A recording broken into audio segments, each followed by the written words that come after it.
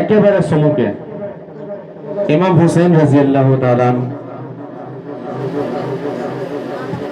ইমাম হুসেইন ৰাদিয়াল্লাহু তাআলা আনহু যেতিয়া তেখেতে শাহাদত হাসিল কৰিছিল তেখেতৰ বয়স 56 বছৰ আছিল কিমান 56 বছৰ আছিল 56 বছৰ বয়সত মানুহৰ শৰীৰ কিছু কমজোৰ হয় নহয় 56 বছৰ বয়সত মানুহৰ শৰীৰ কিছু কমজোৰ হয় 61 হিজৰি 61 আল্লাহ নবী ইন্তেকালৰ 51 বছৰ পিছত কিমান বছৰ পিছত 51 বছৰ পিছত কাৰবালাৰ ময়দানৰ এই ঘটনা হৈছিল দুখৰ এই ঘটনা এনেকুৱা এটা ঘটনা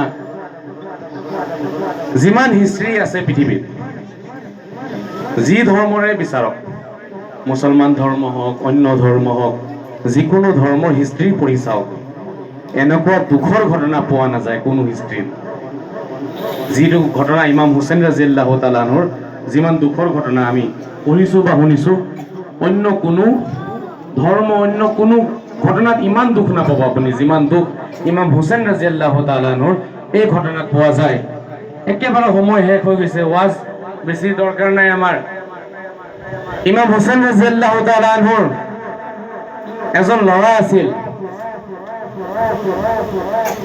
ইমাম হুসেইন ৰাদিয়াল্লাহু তাআলা আনহু সৰ্বমুঠ 6জন তেখেতৰ ল'ৰা ছোৱালী আছিল কেইজন আছিল মনত থাকিব ইনশাআল্লাহ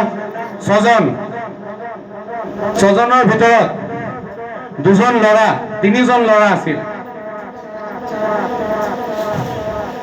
2জনী ছোৱালী ল'ৰা 4জন ছোৱালী 2জনী ইমাম হুসেইন ৰাদিয়াল্লাহু তাআলাৰ বিষয়ে আমাৰ জানা দৰকাৰ আমি খালি ইমানখিনিয়ে জানো যে ইমাম হুসেইন কাৰবালাত শহীদ হৈছে ইমাম হুসেইন ৰাদিয়াল্লাহু তাআলা আনহুৰ ল'ৰা ছোৱালী 6জন আছিলে কেইজন ছোৱালী 2জনী ল'ৰা 4জন 4জন ল'ৰাৰ ভিতৰত এজন যিজনৰ নাম জাফৰ আছিলে তেখেত মদিনাত থকা অৱস্থাতেই কাৰবালাৰ ঘটনাৰ আগতেই তেখেত আল্লাহৰ পিয়াৰা হৈ গৈছিলে বাকি থাকিছিল 3জন ইমাম হুসেইনৰ নিজৰ ল'ৰা এজনৰ নাম জৈনুল আবিদিন তেখেতৰ নাম আলী আলী জৈনুল আবিদিন আল আলিউল আউসাত বুলি কয় তেখেতক সবতকে ডাঙৰজনৰ নাম আলী তেখেতৰ নাম আলী হয় কিন্তু আলী আকবৰ বুলি কয় তেখেতক মাজুজনৰ নামো আলী ইমাম হুসেইন ৰাদিয়াল্লাহু তাআলা আনহু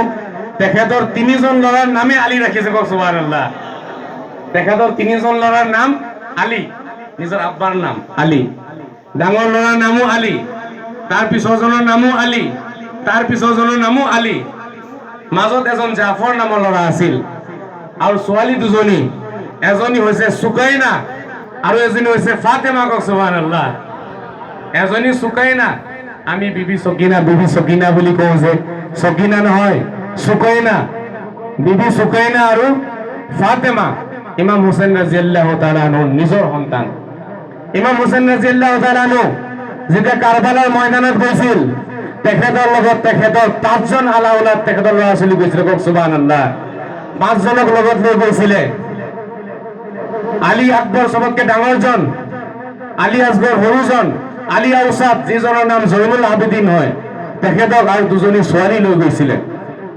কাৰবালাৰ ময়দানত যি এটা দুখৰ ঘটনা হৈছিল অলপ মই এটা কথা কৈ শেষ কৰিছো ইমাম হুসেইনৰ যিজন ডাঙৰ ল'ৰা আছিল তেওঁৰ নাম আছিল আলী আলী আকবৰ তেখেতৰ বয়স 27 বছৰ আছিল কিমান আছিল 27 বছৰ কাৰবালাৰ দিনা ৰাতিপুৱা ফজৰৰ নামাজ পঢ়িছিল ইমাম হুসেইন কাৰবালাৰ ময়দানত সুবহানাল্লাহ 10 তাৰিখৰ দিনা কাৰবালা হয় সেইদিনা ঘটনা যদি আপুনি কিতাপত পঢ়ে আপোনাৰ সৰ্বঅংগ শৰীৰৰ গোটেই নোমখিনি থিয় হয় আপুনি কান্দি পাগল হ'ব যে পৃথিৱীত এনেকুৱা দুখৰ ঘটনাও হৈছে নেকি এনেকুৱা আচৰিত ঘটনা পৃথিৱীত হৈছে কাৰবালাৰ ময়দানত ৰাতিপুৱা ফজৰৰ নামাজ ইমাম হুসেইন ৰাদিয়াল্লাহু তাআলা আনহু পঢ়ে তেখেতৰ লগত 72জন মানুহ আছিল কিমান আছিল 72 72জন মানুহ লৈ ইমাম হুসেইন রাদিয়াল্লাহু তাআলা আনহু ফজৰৰ নামাজ পঢ়িছিল ফজৰৰ নামাজৰ পিছত যুদ্ধ আৰম্ভ হয় কাৰবালাৰ ময়দানত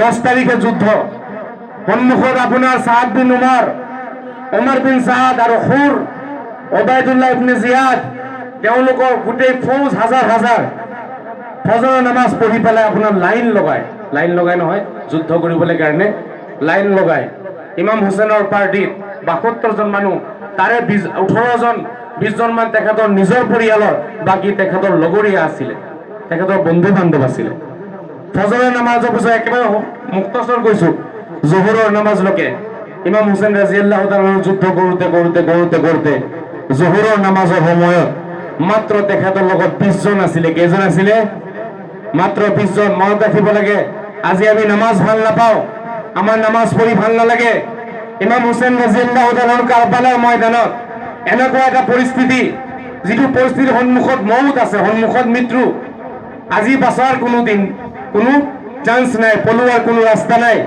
আজি আমি যাবই লাগিব এনেকুৱা এটা পৰিস্থিতিত ইমাম হুছেইন ৰাদিয়াল্লাহু তাআলা নামাজ বোলা বস্তুটো পাহৰা নাছিলে জোহৰৰ নামাজ ইমাম হুছেইন ৰাদিয়াল্লাহু তাআলা পঢ়িলে তেখেতৰ লগত ২০ জন আছিলে জোহৰৰ পিছত আকৌ যুদ্ধ আৰম্ভ হয় আসৰলৈকে যুদ্ধ হয় আসৰৰ সময়ত যুদ্ধ কৰোঁতে লাষ্টত ইমাম হুছেইন ৰাদিয়াল্লাহু তাআলাৰ লগত মাত্ৰ তেখেতৰ ল'ৰা ২ জন বাচিলে এজনৰ নাম আলী আকবৰ আৰু তেখেতৰ সৰু এটা বাচ্চা আলী আসগৰ আছিলে বাকী সকলোৱে শাহাদতৰ পিয়ালা পান কৰিলে কওক সুবহানাল্লাহ তেখেতৰ নিজৰ ভাই হযৰতে আলী ৰাদিয়াল্লাহু তাআলা আনহুৰ কাৰবালাৰ ময়দানত ইমাম হুছেইনৰ বাহিৰে আৰু ৫ জন ভাই শ্বহীদ হৈছে কওক সুবহানাল্লাহ ইমাম হুছেইনৰ নিজৰ ভাই আমি খালি জানো ইমাম হুছেইন কাৰবালাৰ ময়দানত শ্বহীদ হৈছে না হযৰত আলী কিমান ডাঙৰ কলিজা আছিলে তেখেতৰ হযৰত আলী কেনেকুৱা মানুহ আছিলে তেখেতৰ ৫ জন সন্তান ইমাম হুছেইনক লৈ জাফৰ তাৰপিছত কাছিম মুহাম্মদ আব্বাস ইমাম হুছেইনৰ নিজৰ ভাই আব্বাস এনেকুৱা এজন শক্তিশালী মানুহ আছিলে কাৰবালাৰ ময়দানৰ যুদ্ধৰ ঝাণ্ডা থাকে নহয় ঝাণ্ডা হযৰত আব্বাসৰ লগত আছিলে আব্বাসক দিছিলে নিজৰ ভাই হয় হযৰত ইমাম হুছেইনৰ আব্বাসে যুদ্ধ হাতত ঝাণ্ডা আছিলে আসৰৰ নামাজৰ আগে এই আব্বাস ৰাদিয়াল্লাহু তাআলা আনহু টিকিব নোৱাৰিলে আৰু তেখেতো জমিনত বাগৰি পৰিলে আৰু শাহাদতৰ পিয়ালা পান কৰিছে আসৰৰ নামাজৰ আগে যোৱাৰ আগে ইমাম হুছেইনক কৈছিলে আব্বাসে যে ভাই আৰু নোৱাৰিলো কিয়ামতৰ ময়দানত দেখা হ'ব নিজৰ ভাই ইমাম হুছেইন ৫৬ বছৰ বয়সৰ এজন বয়সস্থ মানুহ শৰীৰত বাঘৰ নিচিনা শক্তি আছিল থিয় হৈ পেলাই যুদ্ধ চাই আছে এজনৰ পিছত এজন পৰিয়ালৰ মানুহ ইমাম হাছান ৰাদিয়াল্লাহু তাআলা তেখেতৰ ডাঙৰ ককাই ইমাম হাছানৰ কিছুমান কিতাপত ৩ জন কিছুমান কিতাপত ৪ জন তেখেতৰ ল'ৰা ইমাম হাছান ইমাম হুছেইনৰ ডাঙৰ ককাই তেখেতৰ ল'ৰা তাত শ্বহীদ হৈছে কাৰবালাৰ ময়দানত কওক সুবহানাল্লাহ ইমাম হুছেইন ৰাদিয়াল্লাহু তাআলা সেই কাৰবালাৰ ময়দানত থিয় হৈ ঘটনাবোৰ চাই আছিলে আসৰৰ নামাজৰ সময় হৈ গ'ল আসৰৰ নামাজ পঢ়াৰ পিছত ইমাম হুছেইন ৰাদিয়াল্লাহু তাআলা কাৰবালাৰ ময়দানত যাবলৈ কাৰণে যেতিয়া ৰেডি হৈ আছে হযৰতে আলী আকবৰ আহি কয় আব্বাজান আপুনি কাৰবালাৰ ময়দানত যাব নালাগে মই আলী এতিয়াও জিন্দা আছো মোক আপুনি হুকুম দিয়ক আব্বা আপুনি ইয়াত থিয় হৈ দোয়া কৰক যেতিয়ালৈকে আলী আছে আপোনাৰ কোনো চিন্তাৰ কাৰণ নাই আলী আকবৰে নিজৰ আব্বাক কয় ২৭ বছৰীয়া যুৱক একদম প্ৰকাণ্ড শৰীৰ পাথৰৰ নিচিনা এজন বাহাদুৰ পাহলৱান আলী আকবৰ ৰাদিয়াল্লাহু তাআলা আসৰৰ পিছত ইমাম হুছেইন ৰাদিয়াল্লাহু তাআলা পৰা হুকুম লৈ পেলাই যেতিয়া আলী আকবৰ ৰাদিয়াল্লাহু তাআলা যেতিয়া যুদ্ধৰ কাপোৰ পিন্ধি পেলাই যুদ্ধৰ ফালে গৈ আছিলে এইটো মুহূৰ্তত আপোনালোকে অনুভৱ কৰিব চেষ্টা কৰক আপোনাৰ পৰিয়ালৰ প্ৰত্যেকজন মেম্বাৰ যদি শাহাদতৰ পিয়ালা পান কৰিছে আপোনাৰ চকুৰ সন্মুখতে তেওঁলোক কুৰবান হৈ গৈছে আমাৰ নিজৰ ভাই আছে নিজৰ ভনী আছে নিজৰ মা আছে তেওঁলোকক থৈ পেলাই যদি কুৰবান হৈ গৈ আছে আপোনাৰ সন্মুখত সেইটো পৰিস্থিতিত আপোনাৰ মন কেনেকুৱা লাগিব তেনেকুৱা এটা পৰিস্থিতিত ইমাম হুছেইন ৰাদিয়াল্লাহু তাআলা তেখেতৰ ল'ৰা আহি পেলাই কৈ আছে আব্বাজান মই যুদ্ধলৈ গৈ আছো আপুনি মোক ইজাজত দান কৰক আপুনি মোক নিজ হাতেৰে যুদ্ধৰ কাপোৰ পিন্ধাই দিয়ক আজি যিখন যুদ্ধলৈ মই গৈ আছো ইয়াৰ পৰা মই চাগে কেতিয়াও ঘূৰি নাহো আব্বাজান আপুনি মোক এই যুদ্ধলৈ যাবলৈ কাৰণে শক্তি দান কৰক আব্বাজান আপুনি মোক বিদায় দিয়ক যেতিয়া আলী আকবৰ ৰাদিয়াল্লাহু তাআলা যুদ্ধৰ ফালে যাবলৈ যেতিয়া প্ৰস্তুত হৈছে তেতিয়া তেখেতৰ সৰু ভনী সুকাইনা ৰাদিয়াল্লাহু তাআলা আনহা তেখেতৰ বয়স 14 বছৰ আছিলে। কিমান আছিলে?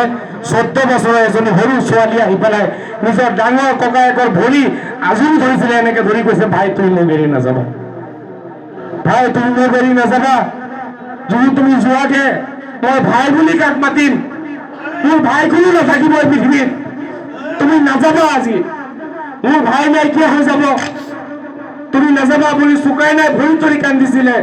হযৰতে আলী আকবৰৰ ডাঙৰ ককায়েকৰ, কিন্তু আলী আকবৰ ৰাদিয়াল্লাহু তাআলা আনহু নিজৰ আব্বাৰ মুখৰ ফালে চাই আছিলে আৰু নিজৰ আব্বা নিজৰ ডাঙৰ ল'ৰাৰ মুখৰ ফালে চাই আছিলে। এইদিনাখন তেওঁলোকে চকুৱে চকুৱে কথা পাতি নিজৰ সৰু ভনীজনীক দাঙি লৈ গৈ পেলাই নিজৰ আম্মাৰ হাতত দি পেলাই, তেখেতৰ মা তেতিয়া জিন্দা আছিলে নবাব, তেখেতৰ হাতত দি পেলাই আলী আকবৰ ৰাদিয়াল্লাহু তাআলা আনহু যুদ্ধৰ ময়দানলৈ গুচি যায়।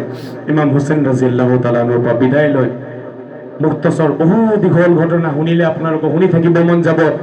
যুদ্ধ কৰোঁতে কৰোঁতে কৰোঁতে কৰোঁতে আলী আকবৰ ৰাদিয়াল্লাহু তাআলা আনহু অকলে উবাইদুল্লাহ ইবনে জিয়াদৰ আধাখিনি ফৌজ অকলে কাটি দুই টুকুৰা কৰি দিছে। কওক সুবহানাল্লাহ। আল্লাহৰ বান্দা নবীৰ পৰিয়ালৰ মানুহ ইমান শক্তিশালী, অকলে অকলে আধাখিনি কুৰবান কৰি দিছিলে, আধাখিনি জাহান্নামত পঠাই দিছিলে। যুদ্ধ কৰোঁতে কৰোঁতে আলী আকবৰ ৰাদিয়াল্লাহু তাআলা আনহুৰ শৰীৰৰ শক্তি শেষ হৈ যোৱাৰ পিছত গোটেই গাত যেতিয়া তীৰ লাগিলে, চাৰিওফালৰ পৰা তীৰ আহি পেলাই আৱৰি ধৰিছে, আলী আকবৰ ৰাদিয়াল্লাহু আনহু ঘোঁৰাৰ পৰা পৰি গৈছে। আৰু হুছেইন ৰাদিয়াল্লাহু আনহু তেতিয়া দূৰৰ পৰা দেখি আছিলে আলী আকবৰ পৰি গ'ল। পৰি গৈ পেলাই সেই ময়দানৰ পৰা কৈছিলে, আব্বাজান বোধহয় মোৰ যোৱাৰ সময় হৈ গৈছে, আব্বাজান মোক বিদায় দিয়ক, অ আব্বাজান মই বোধহয় এতিয়া গুচি যাম। যেতিয়া আলী আকবৰ জমিনত পৰি গ'ল, এই বদমাছৰ যিটো দল আছিলে য়েজিদৰ, এই য়েজিদৰ এই দলে আলী আকবৰৰ ওচৰ চাপিবলৈ সাহস কৰা নাই। তেওঁলোকে ভাবিছে চাগে জমিনত পৰি আছে, এতিয়া উঠি পেলাই আকৌ চাগে আমাক মাৰিব, ভয়তে যোৱা নাই। আলী আকবৰ ৰাদিয়াল্লাহু তাআলা আনহু পটাপট যেনে তেনে অলপ শক্তিখিনি গোটাই লৈ পেলাই, গাত অলপ শক্তি লৈ, উশাহখিনি অলপ দীঘল দীঘলকে লৈ শক্তিখিনি গোটাই আকৌ ঝাপ মাৰি ঘোঁৰাটোতে, কওক সুবহানাল্লাহ, আকৌ ঘোঁৰাটোদি লগে লগে ঘোঁৰাত এক হাতেৰে ধৰি লটকি পেলাই নিজৰ আব্বা ইমাম হুছেইনৰ ওচৰত আহি হাজিৰ হয়। ইমাম হুছেইনৰ ওচৰত আহি আলী আকবৰ পৰি যায় ঘোঁৰাৰ পৰা, গোটেই গাত তেজ তেজ লাগি আছে। যেতিয়া পৰি যায়, ইমাম হুছেইন ৰাদিয়াল্লাহু তাআলা আনহু আলী আকবৰৰ তেখেতৰ মাথা মুবাৰক উঠাই নিজৰ কোলত ৰাখে। কিতাপত স্পষ্ট লিখা ঘটনাবোৰ যেতিয়া কোলত ৰাখে, আলী আকবৰৰ হুটখিনি অলপ অলপ কঁপি আছে, কঁপি থাকে নহয়, ইন্তেকালৰ আগে আগে অলপ অলপ কঁপি আছে। আলী আকবৰে তেতিয়া আব্বাক কৈছিল, আব্বাজান মোক এক ফুটা পানী দিয়ক, আপুনি আব্বাজান এক ফুটা পানী মোক দিয়ক, আজি যদি এক ফুটা পানী মোক দিয়ে, আব্বাজান এই আলী আকবৰৰ অকলে এই গোটেইখিনি কাটি পেলাই দুই টুকুৰা কৰি দিব। ইমানখিনি শক্তি আছে মোৰ গাত, ইমানখিনি শক্তি এতিয়াও আছে, আপোনাৰ চিন্তা কৰাৰ দৰকাৰ নাই, আপুনি এক ফুটা পানীৰ ব্যৱস্থা কৰি দিয়ক। ইমাম হুছেইন ৰাদিয়াল্লাহু তাআলা আনহুৰ সেইদিনা মুখৰ মাত নাইকিয়া হৈ গৈছিলে। ইমাম হুছেইন সেইদিনা মুখেৰে মাতিব পৰা নাছিল, তেখেতৰ চকুৰ পানী শুকাই গৈছিলে, কাৰণ তেখেতে দেখি আছে তেখেতৰ সতি সন্তান বা পৰিয়াল সকলোবোৰ চকুৰ সন্মুখত এজন এজনকে কোৰবান হৈছে। এনেকুৱা সময়ত মানুহৰ মুখৰ মাত নাইকিয়া হৈ যায়, এনেকুৱা সময়ত মানুহৰ চকুৰ পানী নাইকিয়া হৈ যায়। ইমাম হুছেইনে আলী আকবৰৰ মুখখন উঠাই লৈ পেলাই একো মুখেৰে মাতিব পৰা নাই, তেতিয়া নিজৰ মুখত নিজৰ জিভা মুবাৰক ইমাম হুছেইনে নিজৰ জিভা মুবাৰক উলিয়াই দি আলী আকবৰক কৈছিলে, বেটা মোৰ এই জিভা অলপ তোমাৰ মুখত লৈ লোৱা, যদি ইয়াত কিছু পানী পোৱা, যদি কিছু তুমি নমি পোৱা, তোমাৰ মুখখন তুমি ভিজাই লোৱা। অ আলী আকবৰ, আজি তোমাক মই পানী দিব নোৱাৰিম, তুমি মোক ক্ষমা কৰি দিবা। অলপ আগতে কৈছিলে, যদি ইমাম হুছেইনে বিচাৰিলেহেঁতেন দৰিয়াই ফুৰাত উৰি আহিলেহেঁতেন, দৰিয়াই ফুৰাত উৰি আহিলেহেঁতেন ইমাম হুছেইনৰ ওচৰত। এবাৰ যদি ইমাম হুছেইনে ক'লেহেঁতেন, এই ফুৰাত আইফালে, আৰে দৰিয়া ফুৰাত বাদ দিও, ইমাম হুছেইনে ক'লে গোটেই পৃথিৱীৰ পানী সেইদিনাখন কাৰবালাৰ ময়দানত জমা হৈ গ'লহেঁতেন। কিন্তু ইমাম হুছেইনে নিজৰ পুত্ৰ আলী আকবৰক এক ফুটা পানী দিব নোৱাৰি, সেইটো সময়ত দিয়া নাই। তেখেতে আল্লাহৰ নামত কুৰবান হ'ম আমি, আমাৰ নবীয়ে জানিছিলে আমি কুৰবান হ'ম, আমাৰ আম্মা জানে জানিছিলে, মোৰ মা ফাতেমাই জানিছে, মোৰ আব্বা আলীয়ে জানিছিলে যে মই কুৰবান হ'ম, মই নিজেও জানিছিলোঁ কুৰবান হ'ম। আজি আমাৰ সেই দিন আহিছে। আলী আকবৰক কৈছিল আব্বাই, ইমাম হুছেইনে কৈছে, আলী আকবৰ তোমাৰ জিভাখনেৰে মোৰ মুখৰ জিভাখন চুচি লোৱা। অলপ চুচি লোৱাৰ পিছত কিছু এটা পানী অহাৰ পিছত আলী আকবৰৰ গাত আকৌ শক্তিখিনি ঘূৰাই আহিলে। আকৌ বাঘৰ নিচিনা আলী আকবৰ গৰজ মাৰি উঠিছে। উঠি পেলাই এক হাতেৰে আকৌ ঘোঁৰাটো জাপ মাৰি ঘোঁৰাত উঠি আলী আকবৰ আকৌ গুচি গ'ল ময়দানলৈ। কওক সুবহানাল্লাহ। ইমাম হুছেইনৰ মুখৰ ফয়েজ এই আপোনাৰ যুদ্ধৰ ময়দানলৈ গৈ আলী আকবৰ আগৰ এনেকুৱা যুদ্ধ আৰম্ভ কৰিছিলে। এইবিলাকত এনেকুৱা যুদ্ধ আৰম্ভ কৰিছে, সিফালে গোটেই দল ভয় খাই গৈছিলে আলী আকবৰৰ এই যুদ্ধৰ এটা মানে দৃশ্য দেখি পেলাই। এনেকুৱা ভয়ংকৰ যুদ্ধ আৰম্ভ কৰিছে আলী আকবৰে অকলে গৈ পেলাই। তাৰপিছত তেওঁলোকে চাৰিওফালৰ পৰা চক্ৰান্ত কৰি এই আলী আকবৰক চাৰিওফালৰ পৰা ঘেৰি তাৰপিছত একেলগে তীৰ মাৰি পেলাই আকৌ যেতিয়া পেলাই দিলে, তেতিয়া আলী আকবৰ ৰাদিয়াল্লাহু তাআলা আনহু, সময় কম কাৰণে মই এখন চেছ কৰি পেলাইছো, আলী আকবৰ ৰাদিয়াল্লাহু তাআলা দূৰৰ পৰা হাত উঠাই পেলাই আব্বাক কয়, আলবিদাউ ইয়া আবাদা, আলবিদাউ ইয়া আবাদা, আব্বাজান এতিয়া মোক বিদায় দিয়ক, কিয়ামতৰ ময়দানত দেখা হ'ব।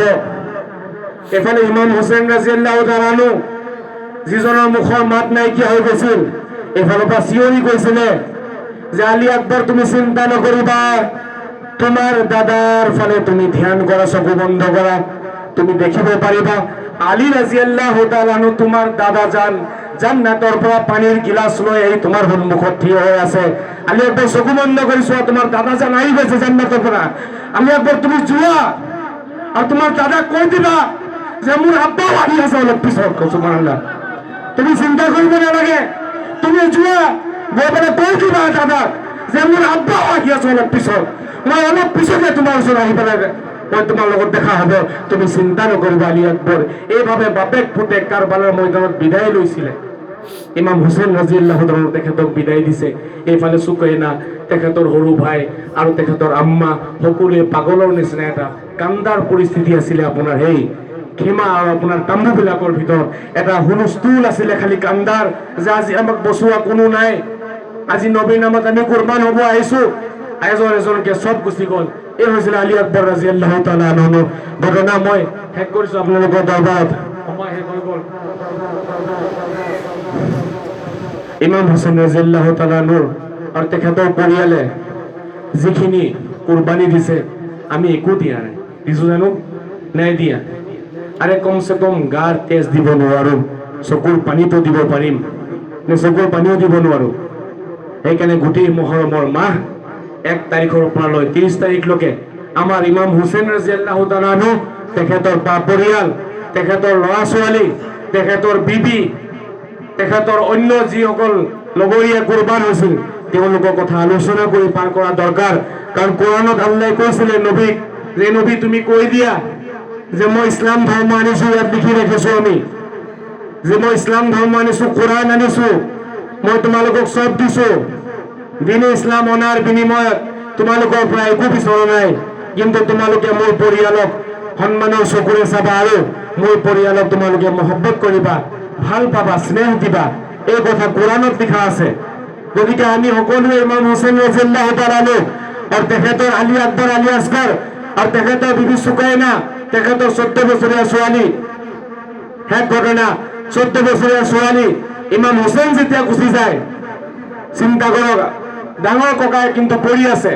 যেতিয়া 14 আব্বা গুচি যাব, ইমাম হুছেইন ৰাদিয়াল্লাহু তাআলা আনহু সুকৈনাক কৈছিলে, সুকৈনা পুৰণা পাঞ্জাবী আছে যদি লৈ আহা।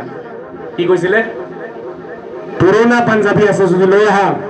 ইমাম হুছেইন বাদশাহ আছিলে, এজন ৰজা। তেখেতে যিটো কাপোৰ পিন্ধিছিলে বহুত দামী কাপোৰ পিন্ধিছিলে ইমাম হুছেইন ৰাদিয়াল্লাহু তাআলা আনহু।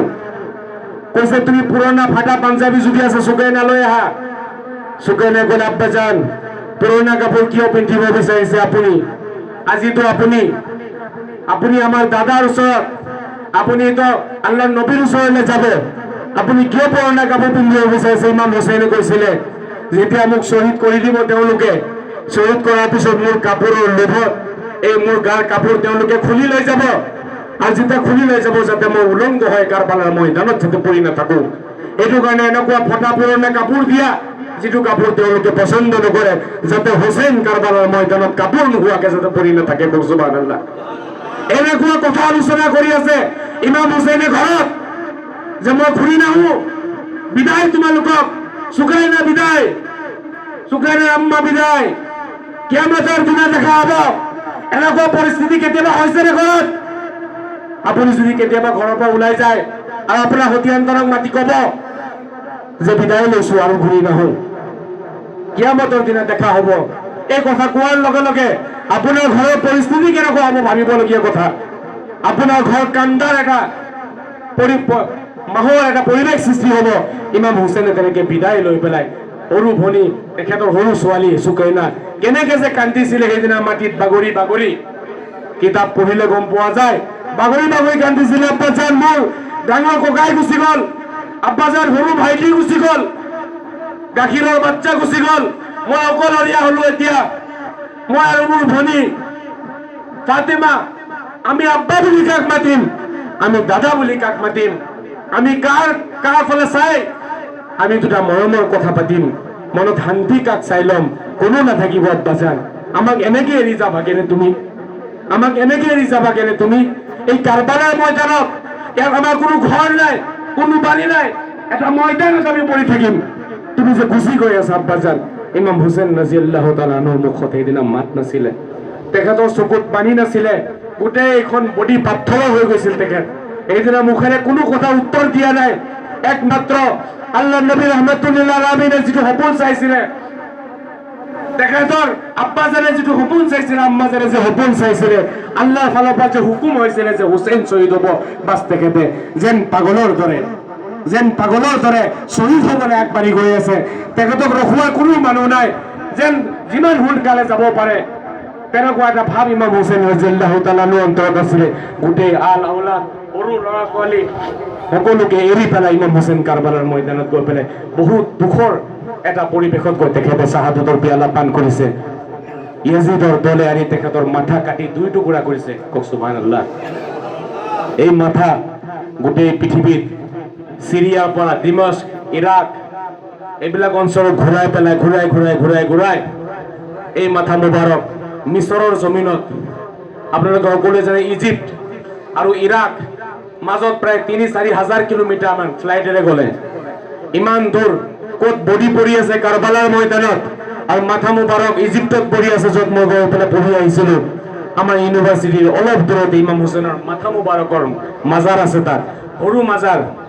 এই মুহৰমৰ 10 তাৰিখে এনেকুৱা এটা পৰিৱেশ সৃষ্টি হয় তাত, এই ৰাস্তা ঘাটৰ পৰা আৰম্ভ কৰি গোটেই কাইৰো ডিষ্ট্ৰিক্টত আপোনাৰ লাখে মানুহ জমা হৈ পেলাই, ধনী মানুহবিলাকে আহি পেলাই তাম্বু বনায় ৰাস্তাৰ কিনাৰত, গোটেই মাহ তেওঁলোকে এতেকাফ কৰে, গোটেই মাহ ইমাম হুছেইনৰ মহব্বতত তসবিহ আৰু জিকিৰ কৰি পাৰ কৰে ইমাম হুছেইনৰ এই মুহৰমৰ মাহ, কওক সুবহানাল্লাহ।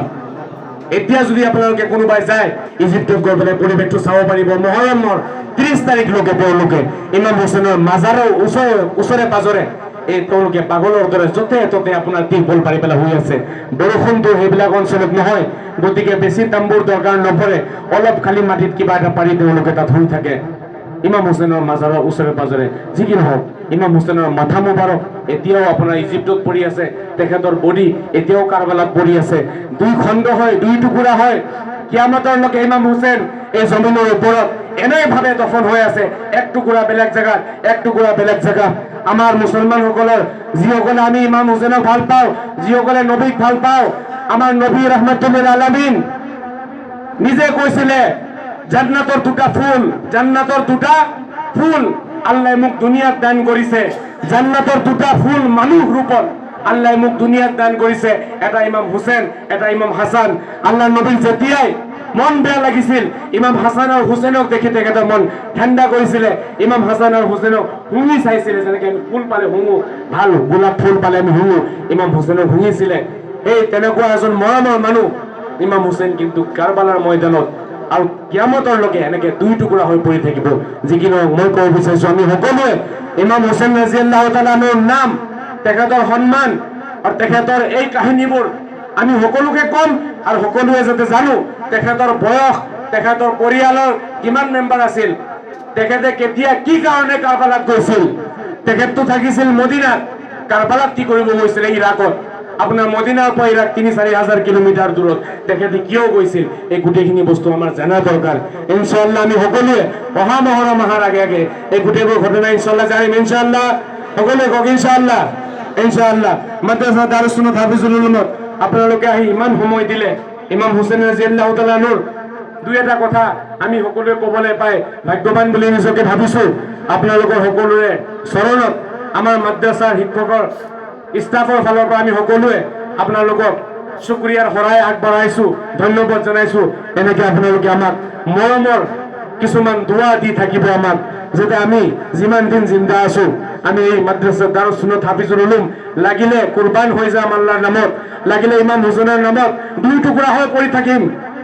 কেতিয়াবা খবৰ পাব দুই টুকুৰা হৈ পৰি আছে, এনেও য'তে ত'তে মানুহে আমাক বিভিন্ন কথা কয় দুই টুকুৰা হৈ যাম। কিন্তু ইমাম হুছেইনৰ নিচিনা এই কিছুমান নামধাৰী মুছলমান যিসকলে নামাজ পঢ়ে তেওঁলোকৰ সন্মুখত আমি কেতিয়াও নিজৰ মাথা নিজৰ হাত তেওঁলোকৰ হাতত নিমিলাও।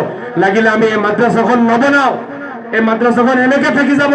কিয়ামতৰ ময়দানত উত্তৰ আমি নিদিওঁ, আপোনালোকে দিব উত্তৰ, আপোনালোকে দিব, আমি নিদিওঁ। আমি যিমান পাৰিছো কৰিছো, নিজৰ ঘৰ বাৰী এৰি এদিনো ঘৰত নাথাকো, গোটেই অসম সফৰ কৰি ফুৰিছো একমাত্ৰ মাদ্ৰাছাখন যাতে বনাই আমি যাতে এই দুনিয়াৰ পৰা যাব পাৰো। আশা ৰাখিছো মই সকলোৰে ওচৰত আমি এইখন অনুষ্ঠান আগবঢ়াই লৈ যাম আৰু এখন ভাল অনুষ্ঠান বনাম, এখন আৰবিক কলেজ বনাম। তাৰপিছত লাহে ধীৰে আমি আগবাঢ়ি গৈ পেলাই ভৱিষ্যতে যদি আমি আৰু বহল ভিত্তিত যদি অনুষ্ঠানখন আগবঢ়াব পাৰো, আমি যাতে এনেকুৱা এটা আশা লৈ আগবাঢ়ো। সৰু আশা যাতে আমি নাৰাখো। আপোনালোকৰ ওচৰত দোৱাৰ প্ৰাৰ্থী আমি দোৱা বিচাৰিছো, আপোনালোকে সকলোৱে অন্তৰেৰে দোৱা কৰিব মাদ্ৰাছা দাৰুছ সুন্নাত হাফিজুল উলুম যাতে আমি এখন ভাল আৰবিক কলেজ বনাই তাৰপিছত যাতে আমি আগবাঢ়িব পাৰো। ইনশাআল্লাহ সকলোৱে আমাৰ কিন্তু দোৱা কৰিব ইনশাআল্লাহ। বহুত সময় বহুৱাৰ কাৰণে আপোনালোকৰ ওচৰত মাফ খুজিছো, বেয়া নাপাব কোনো। আল্লাহৰ ৰহমত জান্নাতৰ হাৱা চলি আছে। আপোনালোকৰ ভাল লাগিলে নে বেয়া লাগিলে? ভাল লাগিলে ইনশাআল্লাহ। সকলোৱে দোৱাত আমাক ৰাখিব, বিশেষকৈ আমাৰ মাদ্ৰাছাৰ যিসকল শিক্ষক তেওঁলোকে বিনা পইচাত সকলোৱে কৰি আছে। কোনো কাকো মই পইচা দিবলৈ মোৰ তেওঁলোকৰ শক্তি নাই। মই নামৰ প্ৰিন্সিপাল, নামৰ প্ৰিন্সিপাল, এক পইচা মই কাকো নিদিওঁ যেনে প্ৰিন্সিপাল হওক। কিন্তু চবকে কৈ দিছো কোনো পইচা নিবিচাৰিবা মোৰ ওচৰত, গতিকে কোনো কাকো পইচা দিয়া দিৰি কাৰবাৰ নাই। সেইকাৰণে আমি চাৰিজন ভাই ককাই আছো, আমি চাৰিজনে চলাই আছো। আমি কাৰোৰ পৰা পইচা বিচাৰিবলৈও নাই, কাকো দিবলৈও নাই। এতিয়া বেলেগ শিক্ষক ৰাখিলেও আমাৰ তেনেকুৱা অসুবিধা হয়, 10,000 টকা আমি দিয়া তেনেকুৱা এটা আমাৰ এতিয়া মাদ্ৰাছাৰ কণ্ডিশ্যনটো তেনেকুৱা নহয়।